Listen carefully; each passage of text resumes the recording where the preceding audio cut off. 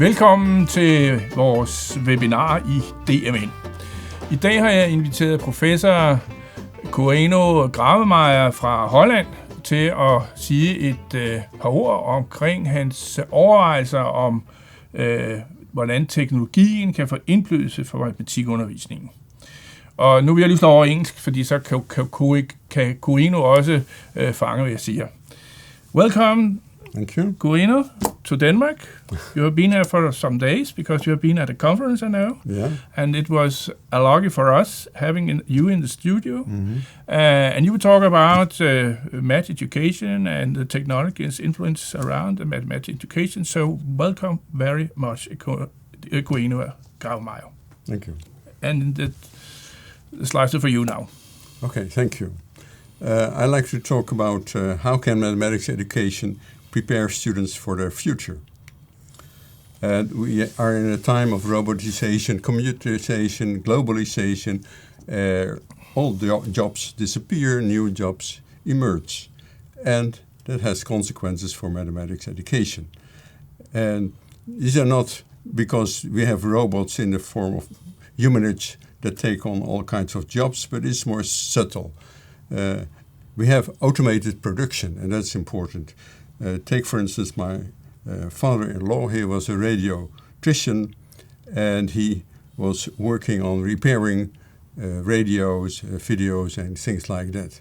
Nowadays, that job doesn't exist anymore because new radios and new televisions are much cheaper than repairing those things. And that's a big change, I think. And everything is made in modules, and so you're constructing or repairing things is much simpler. So this is a change in jobs also. Not only in production, but also the work of secretaries, bookkeepers, logistics changes. Even computer programming is partly done by computers nowadays. Take, for instance, prefab construction in building or in construction in auto industry, where you have robots doing all the work. This has an effect on the jobs. So jobs are disappearing. Already in 2004, Business Week was wondering, where are the jobs? There was a small backlash in the economy, and when it returned, the jobs didn't return. And the same effect was after COVID in August 2020, where Time magazine wrote an article on this. And you could say that tasks that can be captured in routines disappear. Jobs that can be broken down into repeatable steps can easily be replaced. So what will be left will be tasks that require flexibility, creativity, lifelong learning, and the ability to communicate with people. We have to realize that many jobs are already gone in manufacturing and so forth. But also the work itself changes. Secretaries, bank employees are doing other things than they used to do. They do more than just typing. But typing is something we do ourselves on our computers. And factories need people who know how to work with computerized machines. So also that's a difference. And there's some research by Levy and Murnane, and they use data on what's expected from people in different jobs. And they found that there's a tendency to ask more for abilities in complex communications and expert thinking, while all routine skills, so whether cognitive or manual, is going down. And they did a long time ago, but the same trends are going on. And it's even more problematic. Goose and Manning found that there is a split in lousy jobs and well-paid lovely jobs, at least in the UK. And the lovely jobs require flexibility, problem-solving capabilities, lifelong learning, and social competencies. And especially the jobs in the middle segment disappear. And so everybody who can't hook on with the lovely jobs get a lousy job. And that means there are too many people for the lousy job, so it means lousy pay. And this is especially, I think, a a danger for middle vocational education. If you look at the relation between computers and work, there are basically two ways it can affect work. Replacement or augmenting. Replacement means the computer takes your job. But augmenting means the computer helps you to do your job and you need complementary skills. An important book in this area is The Second Machine Age by, we'll try to use the names, Erik Brynjolfsson and Andrew McAfee. And they say digitizing, almost everything is digitized nowadays. And that means miniaturizing. And that means dropping prices. And they refer to Moore's law, who says every 2 years the number of transistors on a chip double and the price is half. And that's also for other forms of digitizing. And digitizing transforms all sorts of information to ones and zeros, but that means text, sound, photos, videos, sensory input. And that means you can make everything smaller, thus cheaper, and you can make all kinds of combinations. So an example is Google's self-driving car, which contains 64 lasers and 64 sensors in a unit that rotates 10 times per second, which generates 1.3 million data points, which are processed in real time to create a three-dimensional image in all directions for 100 meters. In 2000, this system costed about $35 million. In 2013, it was about $80,000. And today it will be even cheaper. There's an interesting book by Tony Wegener on the global achievement gap. And he says even our best schools don't teach the skills children need in the 21st century. And he interviewed lots of CEOs and other people. And he came up with a list which you also find in other publications. What's important in terms of 21st century skills are critical thinking and problem solving, collaboration, agility and adaptability, initiative and entrepreneurism, effective communication, assessing and analyzing information, curiosity and imagination, and ICT literacy. So very general skills. And we could argue part of those skills are also part of interactive and problem-centered mathematics education. Reform mathematics, if you, for instance, think of NCTM, points to this very type of activities, problem-solving, collaborating, communicating, and so forth. The problem, however, is up to now shown that it's very difficult to realize classrooms who have this type of education. The other question, this is very general, but if we focus more on mathematics itself, we should ask ourselves what mathematics should we aim for? And I will focus in answering this question on preparing for the workplace. There are, of course, other important considerations like math for everyday life, further education, and math as a cultural heritage. So what mathematics should we aim for? And I want to point at three things. The character of mathematics in the workforce, in the workplace, is different from what we do in schools. Mathematical competencies have to complement the work of computers, and we have different topics that become important in the digital society. If we look at the workplace, the typical there is that you work on applied problems and the solutions have practical implications, where the problems in school don't have implications, unless for the marks you get. There's room for several solutions most of the time, which means there are trade-offs and you can choose between solutions for that reason.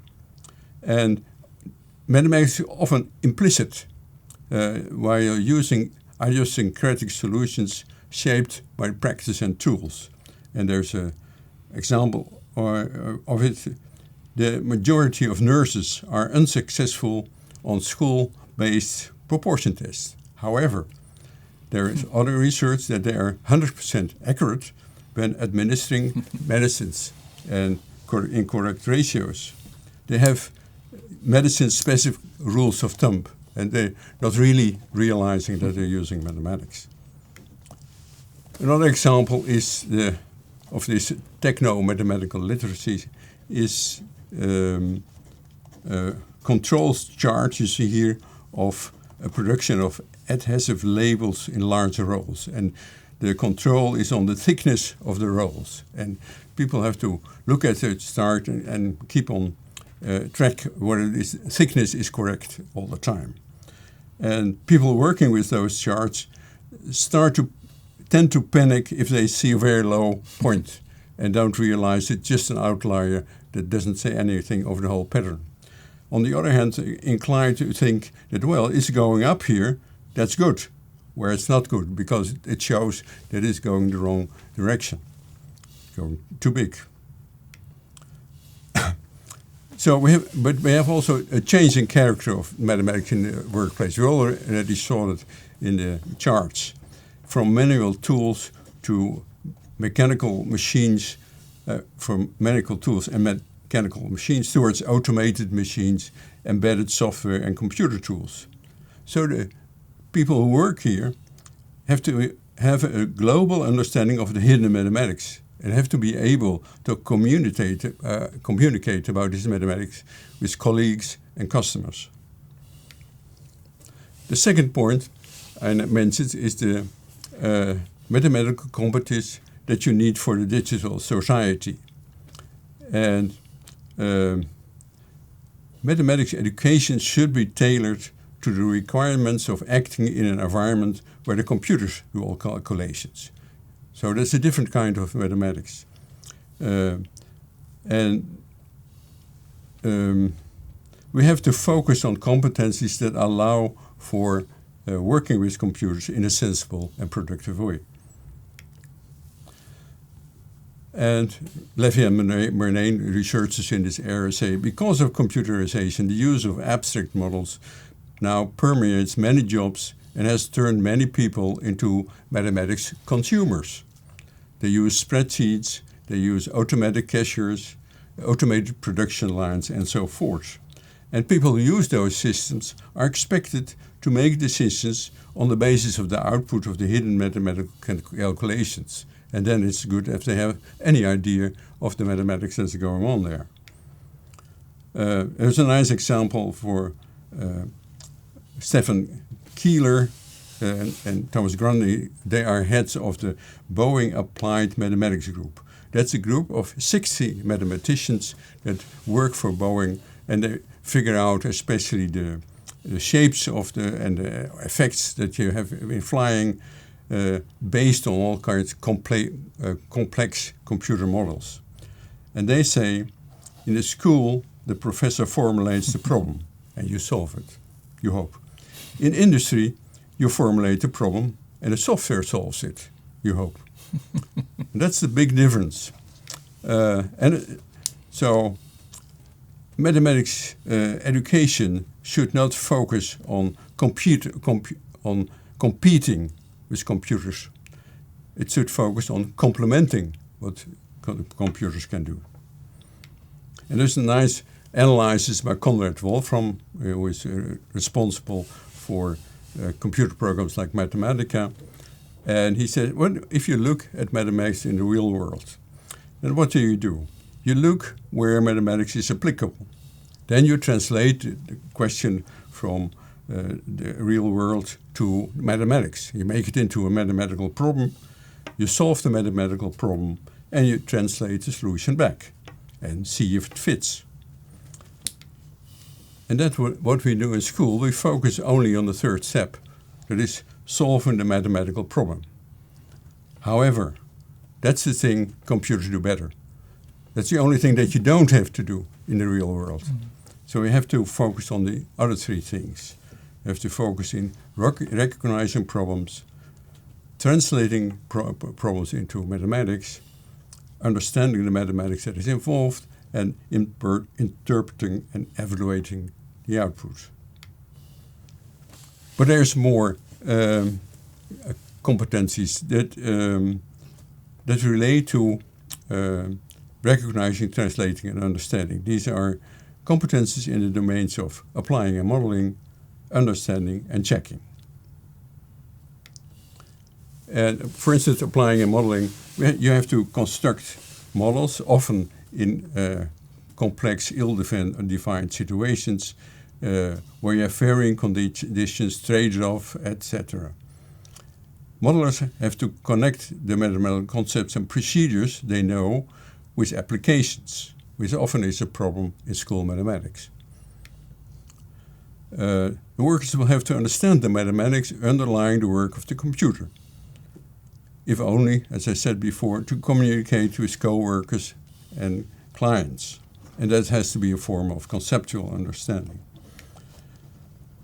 And there's a nice quote of Jim Caput, who said, "More people will have to understand more mathematics."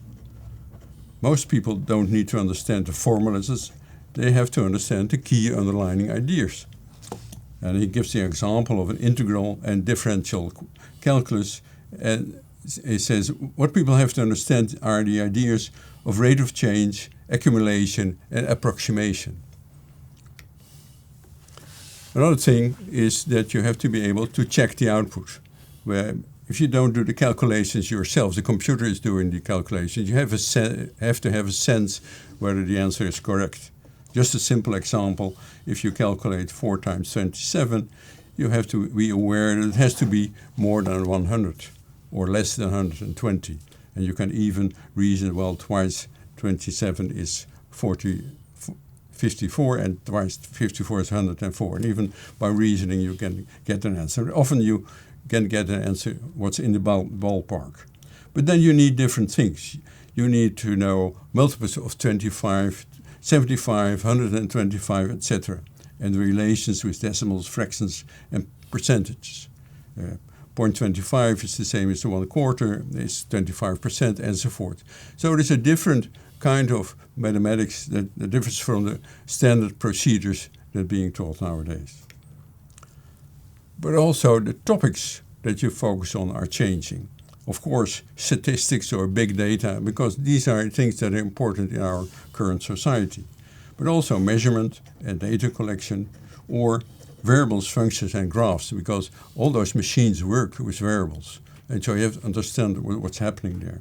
And as a fourth point, space geometry, CAD, CAM, and 3D imaging and 3D printing, all these things relate to geometry. And of course, we have to think about mathematics for everyday life. We have an increasing digitalization of our society. So there's an importance of quantitative literacy. And that's important for especially your work or your shopping or whatever, but also for democratic discourse and civic decision making. So as the examples are given, interest rates are cut. What does it mean? Or the gasoline prices rise. There are trends in student test scores, or election results, or the risk of dying of colon cancer. These are all more mathematical, statistical things that you, as just an adult in society, have to get a handle on. Some concluding remarks. Globalization and digitalization require us to consider the content and goals of mathematics education. We really have to think what we have to teach. And I think the focus will have to be on foundational education, because digitalization especially affects jobs that are in the middle and at the bottom of the labor market. So we have to act early in education to help students to be prepared for the society, and make sure that students leave school at an early age, get a sound preparation. So even the ones that don't go into higher education must be able to do the basic things that fit into our society. Thank you. Thank you very much. Vi holder en lige kort pause, og så vender vi tilbage, og Koeno og jeg vil så drøfte det, I lige har set og lyttet til. Ses.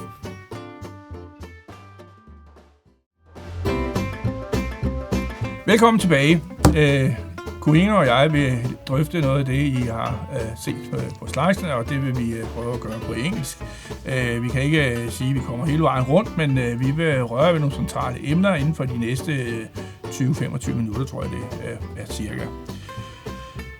Koeno, we have a little discussion before this in the pause, and I will try to ask you about some of it. And the first one I would ask is about, is there a special discussion about children's struggle with math when we see how complex the jobs and maybe that it's not easy for children who are struggling with math? Is there a theme? Are there a problem? Well, I think most students struggle with math because they don't know what it's all about, and because what we try to teach is too complex, and we try to teach them too many techniques in a short time, and they start to confuse it and so forth. And in a matter of fact, it has nothing to do with mathematics. And if the focus would be on understanding, on building what the students already know, help them to abstract from that or see patterns or use that to get on a higher level of understanding, I think it's much easier and more attractive for them. And I would say nowadays you hardly need any calculation, and the calculations you need are simple approximations, and that takes little effort. So I would focus on approximation, where you could allow students to be rather very rough or be more precise in approximation, and everybody would be counted in. But that's also a discussion about the belief about math. I told you there have been a project where many children in the 4th and 5th grade think there always is a result when you have a math exercise. Yeah, and well, the belief students have about mathematics is built on experience with mathematics in classrooms. So if that's their belief, we have caused it. And so if we change what we're doing in classrooms, we may change the beliefs of the students as well. And it also has to do, of course, with the kind of problems. If we have open problems where you have various solutions, or if you can get to the same answer in different ways, and you can discuss about those ways, then you can develop a different idea what mathematics is. And students have to experience that the teacher is interested in their thinking, and their thinking is important and not just the answers. I try to be critical now, because if I was a children who maybe have struggled a little with math, and I know that the machine could do it for me, why do I need to know what they are doing? Is it not enough for me just doing it? Could you convince a child that, I have to understand it? Well, one simple thing would be, if I make a typo, I would like to realize that what's coming out of the machine is completely wrong. So you have to have a sense of what the answer should be. You have to understand the mathematics to some level to be able to decide when to use the machine and what for and what you have to type in. So there's a lot of background understanding you need to work with those machines. It's not just you magically say, well, give me the answer. You have to give a certain task to the machine to do some work for you. And you have to understand what the machine is going to do for you. This was about the pupils. What about the teachers? We discussed that we know that in 1920, Dewey was making articles about the good teaching, making experiments and first-hand experiments and so on. And now, 100 years after, we still discuss how do we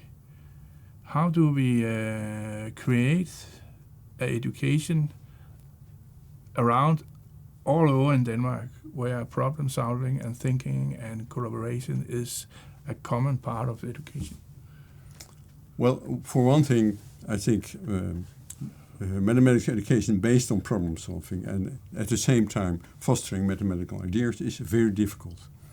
And it is especially difficult if the demands in terms of calculational flexibility, calculational fluency and is high.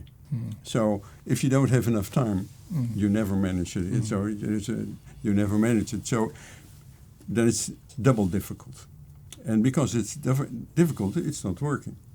But nowadays we can say, well, we don't need as much proficiency in calculations. So we have time to really work on thinking and helping students understand what they're doing and take some time to get from where they are to a level of understanding of what they're doing mathematically. So I think I have a better chance than Dewey had. But still, 100 years after, we still discuss it. Still. But how do we get into the heart of the teacher doing it?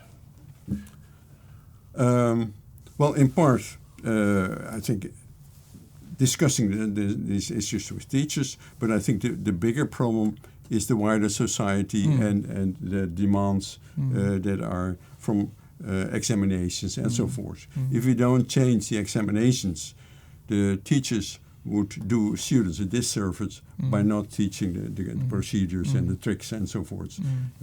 So we really have to change what's demanded from them, from the students, and then you need discussion in a wider society and with politicians to make them aware that mathematics is not something that doesn't change and that's independent of the society, but that mathematics is at the heart of the society and is changing very fast with the society, and that we from there on have to reason about what is it student needs, and then change the curriculum and the exams. Could there also be a discussion? Could the parents? Could they be a part of this? I think the parents are crucial in this because parents. Well, the interesting thing of parents is that they think about what the students are doing. They're the most interested group probably, and they see what's happening and they worry about their students. But they also are able to think about the society where they live. They are able to think of the work they're doing and the relation between what they're doing themselves, whether it's in work or in shopping or in picking their insurance and so forth. And the mathematics the students are learning in school. And of course, most of them believe that you always need the basics. And if we could break through that and link what they're doing in practice with what is needed in schools, then they could be a very influential factor. But could there be a cultural dilemma and somehow what the parents think you have to do in school and what they do in their own jobs and the society? I sometimes heard that parents are surprised when they try to combine their own experience out of school and what they think they have to do in school. Yeah, there's a sort of how do you cut between the two, and that has to do in part, I think, with the belief that there's a fixed set of basics that you need.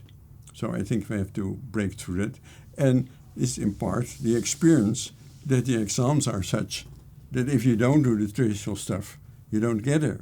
So in part they may say, well, it's useless. It doesn't have any worth for your life, but you get your exams and then you get a better life. That's so you always get back to the exams. But couldn't there be also an issue about opening the schools more to the society to change in a faster way? Yeah, I can imagine that would work because then there would be a clearer image of the differences and how what you're doing in school now is not really compatible what you're doing outside school, and also learn that things you do outside schools might also be used in schools. If you do global calculations and and use computers for certain things, then you could start thinking, is that something we can use in schools, or think in a different way about what we're doing here. We have also discussed that maybe it's a political problem. the political environment should decide to make decision to do these changes. And this is very amazing to me, that you would expect politicians think about what's the goal of mathematics education. But in fact, they don't. They never do, as far as you can see. What they think about is, what did I do when I was in school? And what did I have to do? And so they often have a very limited vision of history. They think that what they did, everybody should do. And they think that everybody could do it when they were young, which is not true. And they don't realize that often they are a selection of the population, the ones who are better off or were better able to do all those kind of things. So they don't have an intrinsic need to think about mathematics education, and they tend to focus on results. They tend to focus on numbers, strangely enough. So they want to have success. And you can have success with training and things like that. So you can, nowadays in the Netherlands, there's a big push for the basics again. And the idea is they have to do better on the current tests, period. And we don't care what it's about, we don't care why it is, they have to do better. And a lot of people buy into that. Maybe there's an example from David Covey, I think it's his name, and he's a management guru. And he gives the example of people who are in the jungle and they are hacking away to get a road here. And there's someone in a helicopter flies above. And they say, "You're in the wrong route." And they, "Let's get away, we are just finally working, it's going fine."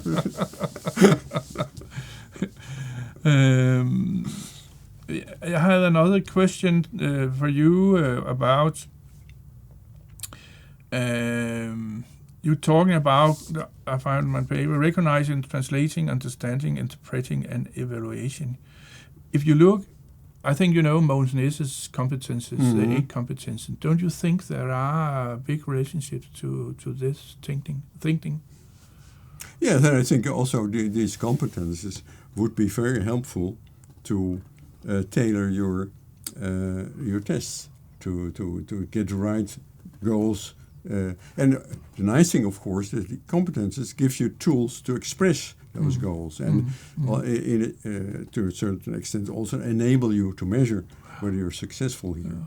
And that, of course, is something people will need to make the shift to more this type of goals for schools. I think they are difficult to handle by the teacher. And we discussed before we are going for the camera, and that maybe there should be people who help the teachers to handle the problem solving and all the other math competences. Yeah, I can understand that. I don't have much experience with the details, but I think what is more easier to handle if you integrate things and both in teaching and in testing. And in the Netherlands we have developed this idea of guided reinvention, which is a combination of problem solving and learning while you're solving problems. Whereas I think in the competence it's separate in different things, which I think is nice because it gives you a handle and gives you an understanding of what's going on, but at the same time it makes it very difficult to put it into practice. Yeah, that's right. I think we are gone about the time. I look at the technical people, so maybe my last question for you is when I discuss this with teachers around in Denmark, and I think you are, it's a core discussion you have mentioned for us, because I think it's all around Denmark about the new subject technology understanding It's the word for it. How do we handle it as a special subject, or how do we handle it in the different subject we just have as math? What about creativity? Couldn't there? I have heard teachers talk about if we use the digital thinking as the way of get the children creative. It could be a limited creativity, in somehow, because they have to use the way of the program are thinking. Yeah, I think to an extent that will be true. So I think in certain situations you need to make some drawings. You need to work on paper or in other ways. Mm-hmm. And but at the same time, I'm thinking of my granddaughter, who made a booklet on iPad. Okay. And that was very creative. Yeah, and so I think it also enables you in many ways, as long as we don't funnel students in using certain techniques and certain abilities, certain tools that are available, etc.